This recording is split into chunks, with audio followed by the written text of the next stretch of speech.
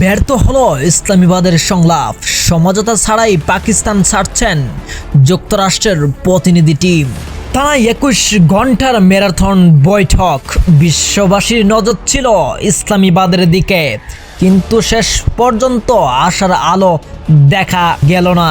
কোনো সমঝোতা ছাড়াই শেষ হলো যুক্তরাষ্ট্র ও ইরানের ঐতিহাসিক শান্তির আলোচনা। হোয়াইট হাউসের পক্ষ থেকে জানানো হয়েছে পাকিস্তান ছাড়ছেন মার্কিন প্রতিনিধি দল। কিন্তু কেন ব্যর্থ হলো এই আলোচনা? রোববার সকালে ইসলামাবাদের সংবাদ সম্মেলনে মার্কিন ভাইস প্রেসিডেন্ট জেডি ভ্যান্সের কণ্ঠে ছিল হতাশার সুর। টানা 21 ঘন্টা আলোচনার পর তিনি বুক ভরা হতাশা নিয়ে বলেন, সমঝোতা হয়নি। আমরা আমাদের গুরুত্বপূর্ণ শর্ত ইরানের কাছে স্পষ্টভাবে তুলে ধরেছি, কিন্তু দুর্ভাগ্যবশত ইরান তাতে রাজি হননি। সমঝোতা ছাড়াই আমাদের পাকিস্তান ছাড়তে হচ্ছে, যা নিঃসন্দেহে একটি দুঃসংবাদ। ভ্যান্স আরও জানান, ইরানের পারমাণু সক্ষমতা বর্তমানে অকার্যকর করে দেওয়া হয়েছে, তবে ভবিষ্যতে তারা যেন আর কোনো পারমাণু অস্ত্র তৈরি না করতে পারে সেজন্য একটি দৃঢ় আইন অঙ্গীকার চেয়েছিল ওয়াশিংটন, যা ইরান অস্বীকৃতি জানিয়েছে। তবে মধ্যস্থতাকারী হিসেবে পাকিস্তানের প্রধানমন্ত্রী ও ফিল্ড মার্শালের ভূমিকার ভূয়সী প্রশংসা করেন মার্কিন ভাইস প্রেসিডেন্ট। অন্যদিকে আলোচনার টেবিল থেকে তেহরানের সুর ছিল বেশ কঠোর।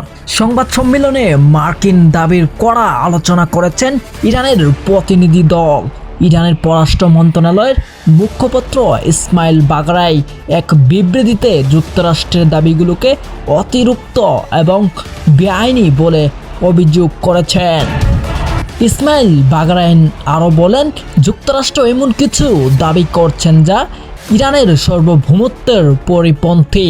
আলোচনার সাফল্য নির্ভর করছে ইরানের বৈধ অধিকার ও জাতীয় স্বার্থকে মেনে নেওয়ার উপর। আমরা আমাদের অধিকারের প্রশ্নে কোনো আপোষ করব না।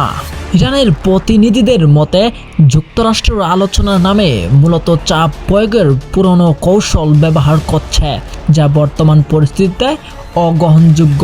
বিবিসির প্রতিবেদন অনুযায়ী এই আলোচনাকে বর্তমান দশকের অন্যতম গুরুত্বপূর্ণ শান্তির উদ্বেগ হিসেবে দেখা হচ্ছিল। আল জাজিরা জানাচ্ছে, পারমাণু কর্মসূচি এবং আঞ্চলিক প্রভাব নিয়ে দুই দেশের দীর্ঘদিনের যে দূরত্ব তা 21 ঘন্টার আলোচনায় গুছিয়ে ফেলা সম্ভব ছিল না। বিশ্লেষকরা বলছেন, ইরান তাদের পারমাণবিক সক্ষমতা সম্পূর্ণ ধ্বংস করার মার্কিন দাবিকে তাদের নিরাপত্তার জন্য হুমকি মনে করছে। অন্যদিকে জেডি ভ্যান্সের পাকিস্তান ত্যাগ করার ঘোষণা ইঙ্গিত দিচ্ছে যে অদূর ভবিষ্যতে এই দুই দেশের মধ্যে পুনরায় আলোচনা টেবিলে বসার সম্ভাবনা ক্ষীণ। ইসলামাবাদের এই ব্যর্থতা মধ্যপ্রাচ্য এবং বিশ্বের রাজনীতিতে নতুন করে অস্থিরতা তৈরি করবে কিনা এখন সেটার দেখার বিষয়। তবে মধ্যস্থতাকারী হিসেবে পাকিস্তানের এই সক্রিয় আন্তর্জাতিক মহলে প্রশংসা কুড়াচ্ছে।